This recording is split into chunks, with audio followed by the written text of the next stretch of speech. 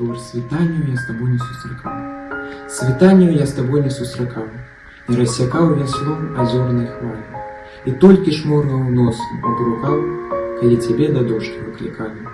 Здавалася, што бачыць увесь клас, калі ў твой бок глядзеў незнароку, каб аб сабе напомніць лішні раз, па 5 заўваг я зарабляў на уроку.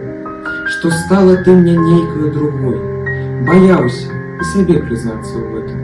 Да толькі ўсе чамусьці нас з табой на кніжках плюсавалі без сакрэту.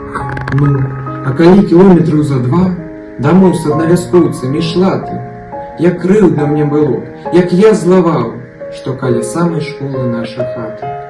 Гады прайшлі, у кожным свой шлях. І апынуўся я не ў роднай хаце. З усмешкай палахлівай на губах я сніў цябе ў студэнцкім інтэрнаце. І вось нарэшце на лістках 6 прызнаўся я табе ў сваём каханні. З трывогай заказную апусціў і атрымаў адказ. Твоё маўчанне. Домой прыехаў, кажу, 3-й дзень. Прыміць твоё вяселле, вянок з гароху хочуць мне надзець сябры, як адстаўному кавалеру. Хай надзеюць, мне невялікі страх, я з гора працягну з кілішкі троху. Дык пасядзім з табой мы ў вянках, твой з красных палявых, а мой з гароху.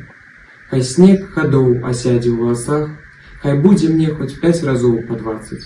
Усмешкай палахлівай на губах ты, школьніцы, не будзеш усміхацца.